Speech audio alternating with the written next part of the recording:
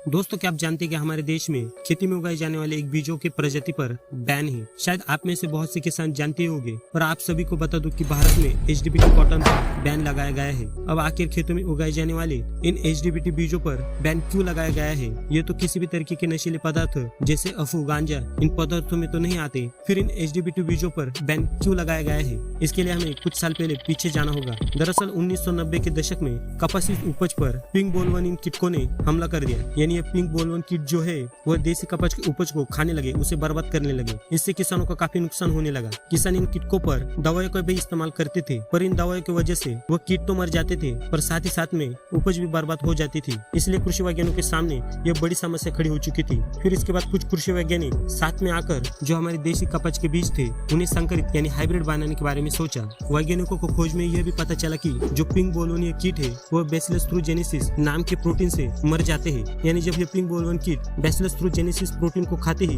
मर जाते थे। तो फिर इन कृषि वैज्ञानिकों ने क्या किया, जो हमारे देसी बीज थे उन्हें संकरित करते हुए उनके डीएनए में बैसिलस थ्रूजेनेसिस इस प्रोटीन को ही मिक्स कर दिया और इन नए संकरित बीजों को बीटी कॉटन यह नाम दिया गया। अब जब किसान इन नए बीटी कॉटन की खेती करने लगे तो जो पिंक बोलवर्म कीट थे वो इन संकरित कपास के बीजों से दूर रहने लगे, क्योंकि इन बीटी कॉटन में मिले प्रोटीन को खाते ही यह कीट मर जाते थे। अब इसके बाद किसान बीटी कॉटन की खेती भरघोस मात्रा में करने लगे और इन नए उपज पर किसी भी तरीके के कीटकों का कोई भी असर नहीं होता था। पर वो कहते हैं ना कि इंसानों को थोड़ी सी चीज मिल गई तो उनमें लालच शुरू हो जाता है। उसी तरह देसी बीजों को संकरित करके बीटी कॉटन बनाए गए जिन पर पिंक बोलवर्म कीटों का कोई भी असर नहीं होता था। तो वैज्ञानिकों ने सोचा कि क्यों ना ऐसे बीज बनाए जाए जिन पर जो हम खेत में पेस्टिसाइड दवाओं का छिड़काव करते हैं उनका कोई भी असर ना हो सके। और यही से खेतों के बीजों का एक भयानक खेल शुरू हो गया, जो आने वाले समय में खेतों पर एक भयानक असर करने वाला था। दरअसल वैज्ञानिकों ने एक और प्रोटीन की खोज की जिस पर हम खेतों में जो पेस्टिसाइड का इस्तेमाल करते हैं उसका कोई भी असर नहीं होता था। तो आपको आसान भाषा में बता दूं कि कृषि वैज्ञानिकों ने जिस तरह देसी बीजों को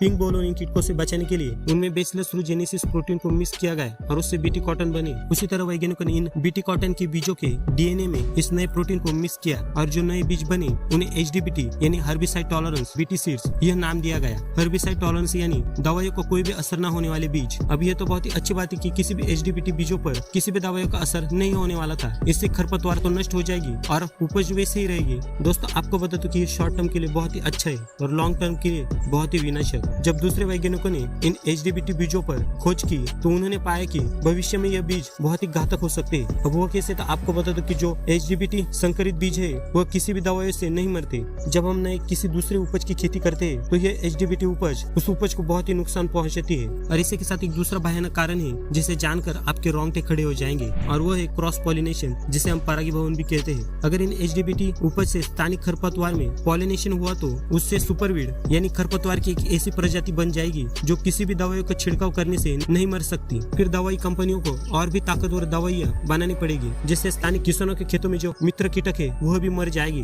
और ज्यादा ताकतवर दवाइयों का इस्तेमाल खेती में करने से खेती की जो उपज है वो जहरीली बन जाएगी और ऐसी ही जहरीली उपज को हमें खाना पड़ेगा। यानी कि यह एक तरह से एक पूरी की पूरी चैन बन जाएगी, जो एक दूरदृष्टि से खेती के क्षेत्र में भयानक चीज है। इसी के साथ एक रिपोर्ट में यह भी पाया गया कि इन एचडीबीटी बीजों की वजह से जो स्थानिक देसी बीज है उनकी भी कुछ प्रजातियां नष्ट होने के कगार पर आ चुकी है। इन सभी कारणों को देखकर भारत सरकार ने इन एचडीबीटी बीजों पर बैन लगाया है। पर इसके बावजूद महाराष्ट्र, गुजरात राज्य में इन बीजों के इलीगल यानी गैर तरीके से खेती की जा रही है। यहाँ तक कि गुजरात में एचडीबीटी बीजों की एक बड़ी कंपनी खड़ी हो चुकी है। दोस्तों, हम वही गलती कर रहे हैं जो 1960 के दशक में चीन ने की थी, जिस वजह से चीन के 10 करोड़ से भी ज्यादा की आबादी भूखमरी से मर गई थी। तो चीन के लोगों की ऐसी कौन सी गलती थी जिसमें बस पंछियों को मारकर ही चीन में बहुत से लोग भूखमरी से मर गए थे? यह चीन की बहुत ही भयानक स्टोरी है जो हम अगले पार्ट में देखेंगे। फिलहाल किसान दोस्तों, क्या खेतों में एचडीबीटी इन बीजों की खेती होनी चाहिए नहीं? कमेंट में जरूर बताइए।